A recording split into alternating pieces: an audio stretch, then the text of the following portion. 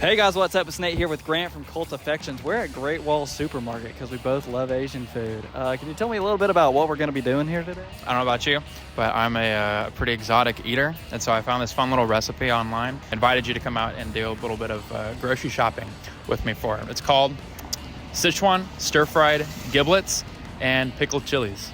And it says something about offals, chicken gizzards, stomachs, and hearts.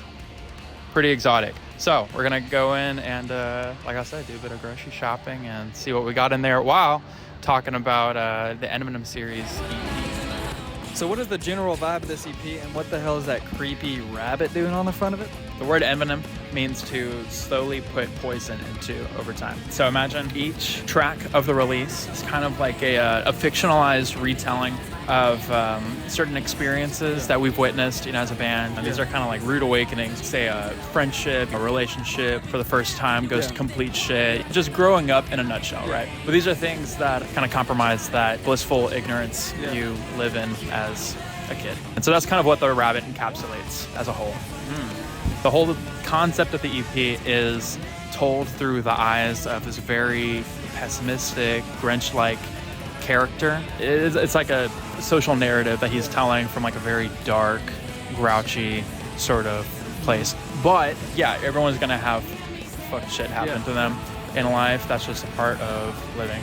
People will just let it consume them and mold them into this nasty, resentful type of person. Or you could take those experiences and run with them. This ingredient list says we need chicken gizzards. This chicken heart. Look how small their heart is, bro. What do gizzards look like? Isn't that the little flap under your, like my grandma has? She's got a little turkey gizzard. There we go. Boom, found it.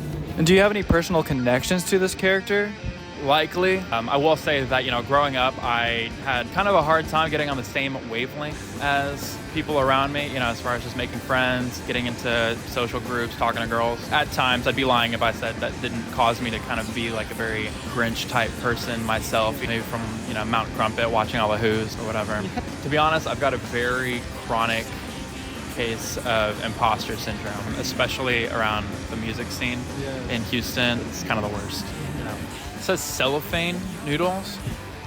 So are you like tight in the music scene around here or what? No, not at all, actually. Through high school and late college, the scene was unnecessarily cliquey, which was weird to me. For what? There's this really weird, misguided sense that the inner scene has around here. There's only maybe 7 bands at a time to really give a shit about, which is wild to me because there are so many great bands that you'd never hear about otherwise. Houston's obviously very big in the indie and hardcore scene, which is fine, but so those kids scare the fuck out of me. And the shows are insane. I went to this one show one time and this dude was moshing in the crowd and this other kid bumps into him who's got a big old spike on his shoulder and it just went straight up his face. Oh my God. And another time there was this guy parading around this DIY show. Turn away for a little bit and look back and everyone's dispersing because this dude got slashed across the stomach. With what? Knife. Oh my God. I do dig the goth scene around here though. Like going to Numbers. I don't know, have you been to Numbers before? They're so nice. And the vibes are so chill. It's like a big, warm, dark, abysmal hug. And I love it. So what Houston bands, in your opinion, pass that vibe check? Vermin Vendetta. We went on tour with them last summer and they were super dope. And here's why, because we played first and they closed out the night and it was like turning on the adult channel from the kids program. Because, we had our own sound that attracted a certain crowd. And then as soon as they went on, real heavy hitters came out. It was just like all these really buff guys and girls, who just kind of came out from the shadows and just like fuck shit up. And so they were really cool. On the more alt emo side of the pond, there's a really cool band called As Ghosts. And there's a bird in here. Right there. There's a bird right there. It's a small little bird. There it goes. As Ghosts is a great band. The singer has a super clear, crisp voice without a flaw. And their guitarist is like one of the most industry savvy dudes I've ever met. Really? And then there's this, have you heard of Max Diaz? No. Here's the bird. What I love about Max though is he's a little bit unhinged. Really? Which I really think music needs. One out of many critiques that I have. about music in general, not even just the localized scene. Organization's really shaky, and to make it cooler, I guess, and that fills the place of actual storytelling. So that's something that kind of grinds my gears. And the amount of house parties that music videos are set at, it's like, it's been done before. It's been done over and over and over again. Finally, it's like the amount of bands that roll up on stage with just frat shorts, plain t-shirt, ball caps. It's so I have a very solid disposition that when people go to a live show, they want to pay to see something that they don't get to see every day, an experience that takes them out of day-to-day life. And so I feel like bands in general today could put forth a little bit more effort into their stage presence. So that's something that I try to hold our own group accountable for. Panda flavored chips, like What makes you guys distinguished? I realized from a pretty early age in life that I am God's gift to the world, and this project is better than anything else anybody else could ever conceive of or fathom. So there's that. Besides that, I was raised on a lot of theater growing up. My mom brought me to some pretty heavy things like Amadeus, The Wiggles, Dracula. I was trying to think of one more that I had. So we've tried to incorporate a very theatrical, dramatic element to the whole idea, from stage presence to the way we do our music. I mean, I'm just a big theater fiend. I wasn't a theater kid, but I was a kid who did theater, and there's a difference. We have adopted the more European ideology, which is everything's not meant to be enjoyed. Everything just has to be bad and dour. I'm trying to reinstate that in America. If you listen to our stuff and you are having a good time, there's something wrong with you, for sure. We're not here to have a good time. We're here to experience this shit and die. Dude, see, okay, back in high school, this is like crack.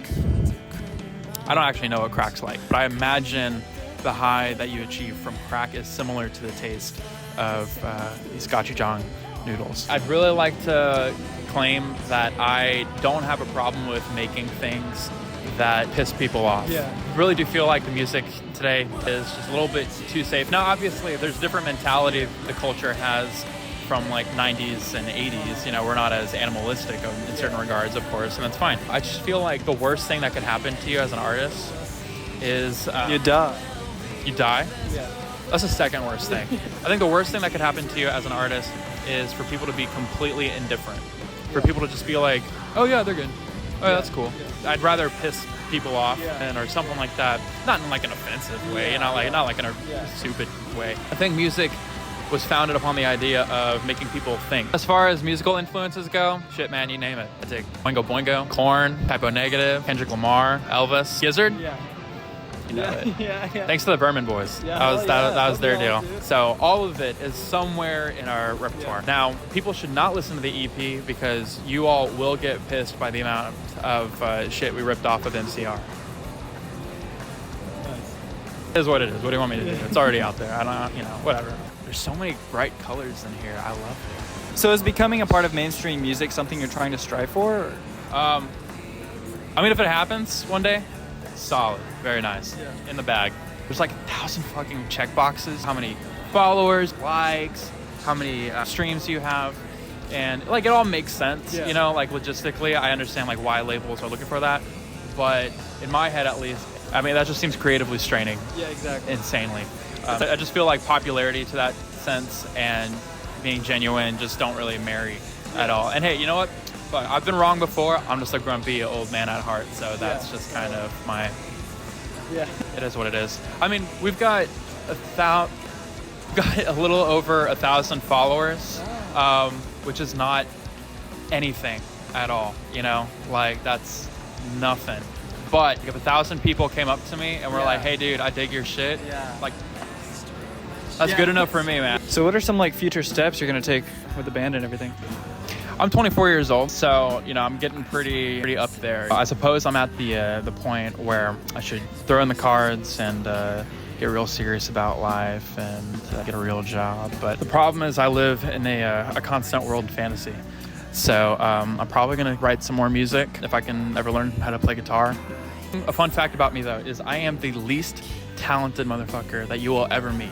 So I absolutely need collaborators. Whoever my besties are that know how to play an instrument, I'm looking for your ass. The time and resources spent into having a band is horrible. I think being in a band should absolutely be illegal. Nobody should do it. But there's this weird pride and freedom you feel at the end of the day that keeps you hooked and addicted, and it's the worst thing because you always go back to it and back to it and back to it. If I did quit, it would be kicking and screaming for sure. I am forever in this curse, and pray for a release and an end to this constant suffering.